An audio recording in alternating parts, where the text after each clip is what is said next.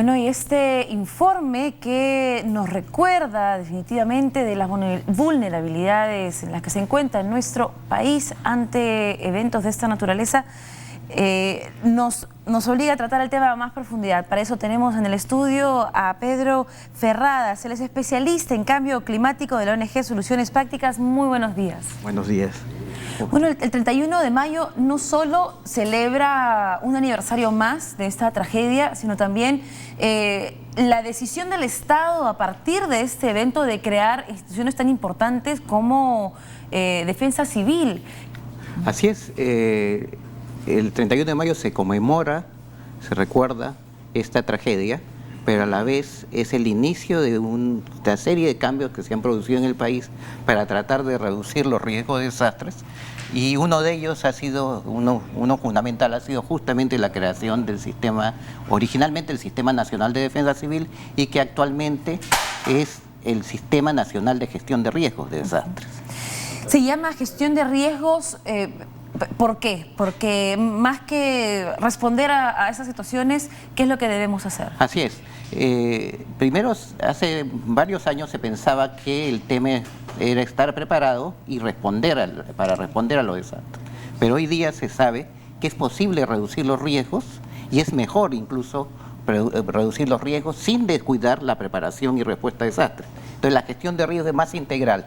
Incluye, por ejemplo, si se está generando toda una situación de ocupación de terrenos de alto riesgo, el Estado, las instituciones, en este caso los gobiernos locales, deben actuar para evitar que esto se consolide. O sea, que los asentamientos que se están generando en zonas de alto riesgo sean reubicados o sean orientados hacia zonas de mejor condiciones de seguridad. La gestión de riesgo también incluye reducir los riesgos ya existentes. Por ejemplo, si hay asentamientos ya consolidados, viviendas, edificios ya consolidados, es necesario tomar medidas, sea para reforzarlos o sea para reemplazarlos si fuera necesario. Uno de los problemas más críticos que tenemos en el país no solamente es la construcción de nuevos edificios donde existen normas ya establecidas, sino también las condiciones de vulnerabilidad y de deterioro de edificaciones antiguas. Y es ahí donde hay que apuntar bastante para reducir los riesgos. Hay hasta tres tipos de situaciones. Una, los edificios antiguos en sí mismos, donde se concentra una serie de actividades importantes. El segundo son los tugurios. Sabemos la precariedad de los tugurios, que es gravísima en el país. Y el tercero son todas las construcciones informales. Lamentablemente casi el 70% de la población del país construye o ha construido informalmente, es decir, sin dirección técnica. Y esto nos va a costar el caso de un gran terremoto. Bueno, hay estadísticas sumamente preocupantes. En el 70, cerca del 90% de las viviendas se desplomaron en la región norte del país, donde ocurrió este sismo de 7,9 grados. Y si comparamos esta situación, por ejemplo, con países como el Japón, que el día de ayer ha tenido un sismo de 8,5 grados, sin muertes, sin heridos, sin daños materiales, ¿cuánto camino nos falta por recorrer? Sí, efectivamente, uno aprende de los desastres. En marzo estuvimos en Japón en la conferencia mundial de Sendai y nos llevaron a visitar las zonas que se están reconstruyendo. Y las inversiones son fuertísimas y realmente se están reduciendo los riesgos, se están elevando los niveles de los terrenos para construir las viviendas y que estas viviendas no puedan ser afectadas por los tsunamis. Obviamente esto cuesta muchísimo y tal vez nuestro país no tiene posibilidades de recurrir, pero tenemos situaciones que sí se pueden mitigar o por lo menos estar preparados para enfrentarla. Las zonas del Callao, las zonas de la Costa Verde y de las playas del sur o del norte son zonas donde en caso de un tsunami tendríamos graves problemas si es que la población no sabe actuar, ¿no? Y ese es un reto que tenemos que enfrentar también. Claro. ¿Y qué tan relacionado está el cambio climático a los riesgos de un determinado sector o una población? Por ejemplo, en el terremoto que ocurrió en Ancash, no fue tanto el movimiento telúrico lo que afectó a estas viviendas, sino fue una luz que siguió a este sismo. ¿Tenemos otros poblados que pueden estar en esta situación? Bueno, en realidad si uno recuerda lo que ha ocurrido en Ancash a lo largo de los años, es el lugar donde se han concentrado la mayor cantidad de víctimas por los desastres. Y los desastres no solamente han sido consecuencia del terremoto como el de Yungay, que fue el mayor, sino también como producto de grandes aludes de lodo y de los nevados que se han desprendido. La ciudad de Huaraz fue afectada. Fueron afectadas Ranrairca y últimamente Yungay.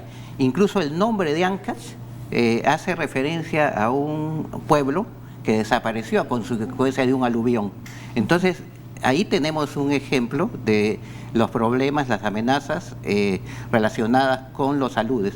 En el caso del cambio climático lo que está produciendo es el retroceso de los glaciales, pero también puede ir generando dos fenómenos. Uno, el resquebrajamiento de los nevados, y dos, la formación de lagunas, de las cuales ya existen muchas, y esas lagunas se pueden rebalsar en caso de un sismo o en caso de un incremento de las lluvias. Y eso produce aludes y aluviones en las partes bajas. Claro, bueno, tal vez para algunos televidentes puede ser difícil relacionar el cambio climático con esta prevención de desastres. El cambio climático alude a esta variación en la temperatura, ¿no? La idea de que estamos aumentando en temperatura a nivel global. Así es. El incremento de la temperatura global no es uniforme, pero en el caso de los glaciales sí significa un retroceso de estos, es decir, el calentamiento en las zonas glaciales hace que estos empiecen a derretirse, y esto, como vuelvo a repetir, acumula agua y formación de lagunas que después se pueden desbordar, y también el tema del requebrajamiento de los nevados. Claro, bueno, de hecho, la Autoridad Nacional del Agua ya ha declarado o ha reconocido, identificado a 14 lagunas que se encuentran en un potencial riesgo en nuestros Andes, ¿no? ¿Qué se puede hacer en esos casos de los poblados que usualmente se encuentran muy cerca de los glaciares o donde se forman estas lagunas? Sí, hay situaciones paradójicas. Nosotros hemos trabajado, Soluciones Prácticas ha trabajado varios años en la zona de Ancash, y hemos encontrado cómo los pobladores testimonian que en algunas comunidades, sobre todo en pequeños asentamientos que están en riesgo, ellos originalmente, después del terremoto, se ubicaron en las partes bajas, pero las obras de agua y electricidad se hicieron en zonas más expuestas, en zonas más expuestas a los aludes. Entonces, este tipo de cosas es importante. O sea, las mismas autoridades locales tienen instrumentos claves para reducir los riesgos, incluyendo los aludes y los terremotos. Y en la nueva ley de gestión de riesgo, lo que manda fundamentalmente es que sean las autoridades locales y los gobiernos regionales quienes ejecuten las políticas de gestión de riesgo.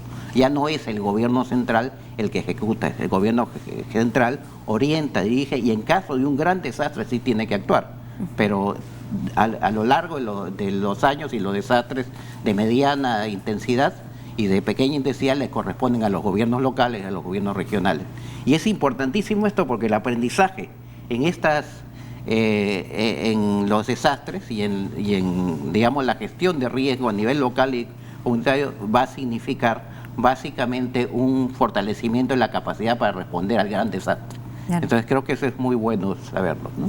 Y bueno, actualmente, ¿cuáles son los mecanismos de defensa o prevención que tenemos implementados en el Perú ante la ocurrencia de estos desastres? Ya. Bueno, uno de los aspectos que es importante es el tema financiero.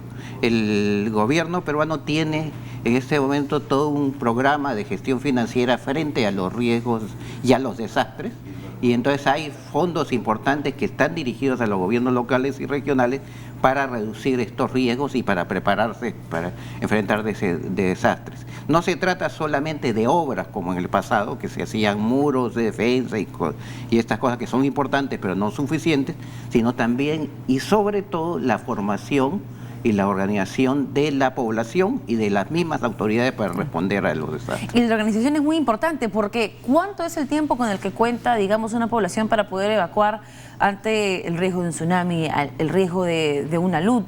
Así es. Este tiempo varía. Por ejemplo, hay casos en donde se señala que en caso de un gran desastre como el del simulacro del día 29, se tendría apenas unos 10 a 20 minutos para evacuar alguna zona. Y entonces es muy complejo esto, sobre todo por la concentración de población.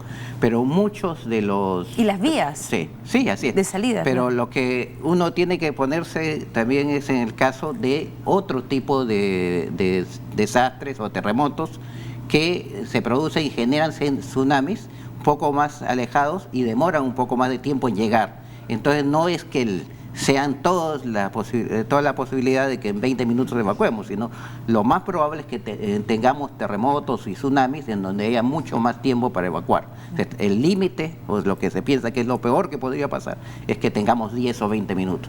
Esto lo digo porque estuve la semana pasada en Piura, en Colán, y algunos estudiantes y docentes me decían, no, nosotros ya no vamos a tener tiempo de evacuar porque nos han dicho que hay 8 minutos y no hay tiempo para llegar a las partes altas en 8 minutos, entonces nos queda rezar. Eso no es así.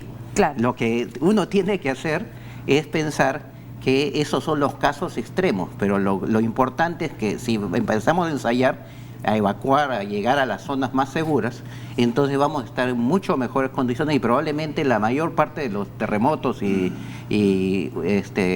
tsunamis que ocurran van a suceder sin el nivel de magnitud que estamos suponiendo en el caso de los simulacros, ¿no? Entonces vamos a tener probablemente 1 hora, 2 horas. Imagínense si el terremoto en Japón se hubiera convertido también en tsunami, como muchas veces ocurre, tendríamos 5, 6, 7 horas para evacuar. Entonces, hay tiempo, pero el gran reto es que estemos preparados y organizados, ¿no? Claro. Como usted decía, ¿no? Prepararnos, organizarnos y usar ese tiempo, por más corto que sea, de forma eficiente, ¿sí?, para llegar a un lugar seguro y proteger a nuestra familia, que es lo más importante, ¿no? Capaz uno no tiene mucho interés por protegerse uno mismo, pero sí a los seres que queremos, ¿no? Sí. Bueno, muchísimas gracias entonces por compartir esta información. Ya lo sabe en casa, lo más importante ante cualquier desastre es la organización. Así que desde ya a conversar con la familia, a saber sus riesgos y a conocer sus rutas de escape. Nosotros continuamos con más información en nuestro programa. Les contamos en la pausa.